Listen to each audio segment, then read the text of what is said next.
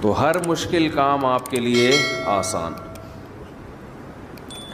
میں عجیب بات بتاؤں، اسلام میں ہر بیماری کا یہی علاج، ہر پریشانی کا بھی یہی علاج، ہر ٹینشن کا بھی یہی علاج، ہر مشکل کام کا بھی یہی علاج.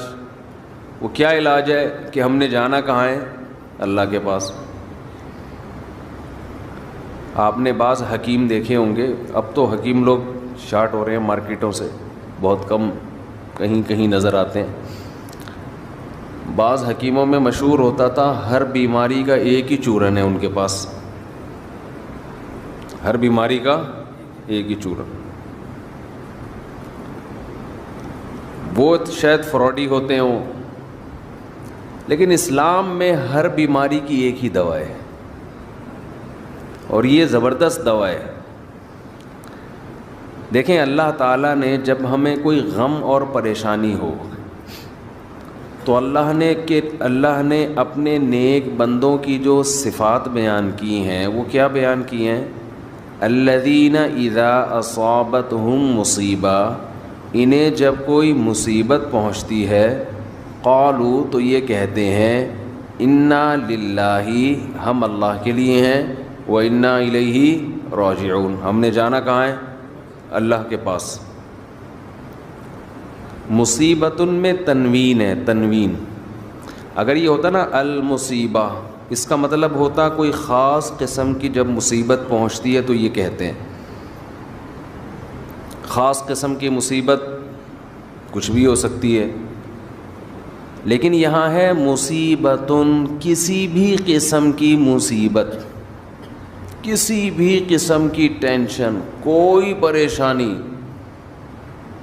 کوئی پیسے لے کے بھاگ گیا، کاروبار میں نقصان ہو گیا، بیماری آ گئی خطرناک، بچے نافرمان ہو گئے، ہر ٹینشن کا ان کے پاس علاج کیا ہے. ہم نے جانا کہاں ہے؟ اللہ کے پاس. تو یہ نیک لوگوں کی اللہ نے علامت بیان کی ہے کہ ان کے پاس ہر ٹینشن کا ایک ہی چورن ہے، ایک ہی دوا ہے کہ بھئی یہ دنیا ختم ہونے والی ہے اور ہم نے جانا کہاں ہے؟ بول لیں نا، اللہ کے پاس. جب اللہ ہی کے پاس جانا ہے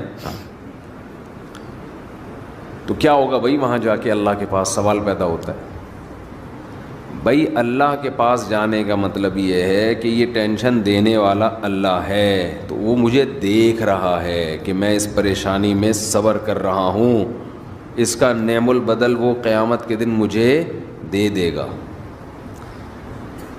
آج ہمارے ساتھ سب سے بڑا مسئلہ یہ ہے کہ جتنا قرآن آخرت کو، موت کے بعد کی زندگی کو بیان کرتا ہے، ہم اپنی نجی محفلوں میں، اپنی روز مرہ کی زندگی میں اتنا موت کا تذکرہ اور آخرت کا تذکرہ کرتے نہیں ہیں، بلکہ ڈرتے ہیں. آپ زیادہ یہ باتیں شروع کر دو نا، بھائی مر جائیں گے، ختم ہو جائے گا، تو سمجھتے ہیں لوگ بیوقوف آدمی ہیں، ترقی سے روک رہے ہیں. جو حقیقت بیان کر رہا ہے اسے لوگ کیا کہتے ہیں؟ یہ ترقی سے روک رہا ہے، یہ حقیقت بیان کر رہا ہے. تو خیر میں یہ کر رہا تھا، جو کام مشکل ہو آپ نے اپنے دماغ پر مسلط کر لینا ہے کہ بھی یہ دنیا کیا ہے؟ ختم. اس سے آپ خوشی میں اتراؤ گے بھی نہیں،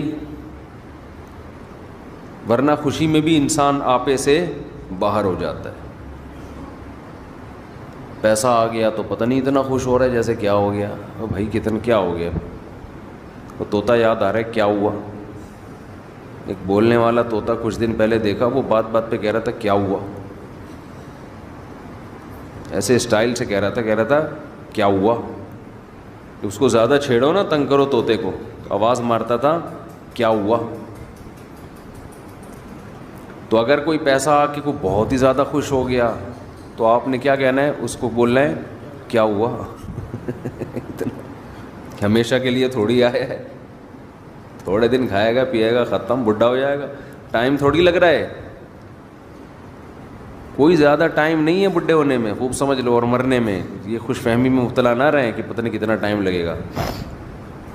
بہت اسپیڈ کے ساتھ، بہت تیزی کے ساتھ، تھوڑے دن رہ گئے ہیں بس انا للہ ہونے میں، کوئی زیادہ ٹائم نہیں ہے.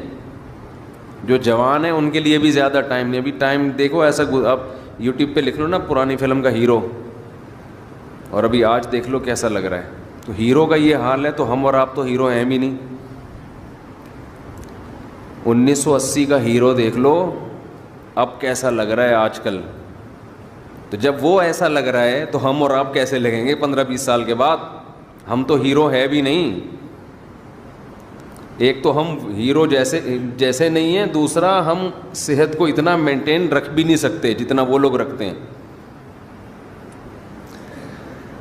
تو اللہ نے جہاں بھی کوئی مشکل حکم دیا، اللہ نے کیا فرمایا کہ یہ ان لوگوں پر آسان ہے جو دماغ میں یہ بات بٹھا بیٹھے ہیں کہ ہم نے جانا کہاں ہے؟ اللہ کے پاس.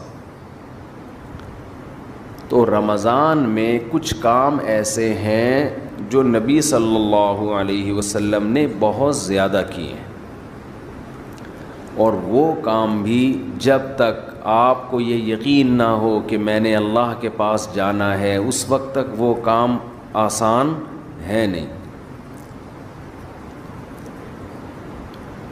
ان میں ایک اہم ترین کام نماز کے بعد دیکھو اسلام میں جن کاموں کا بھی حکم دیا جاتا ہے نا وہ نماز کے بعد ہیں.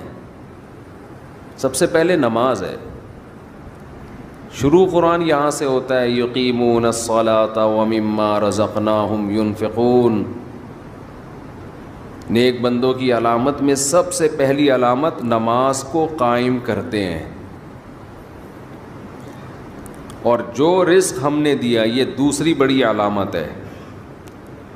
جو رزق ہم نے انہیں دیا اس میں سے خرچ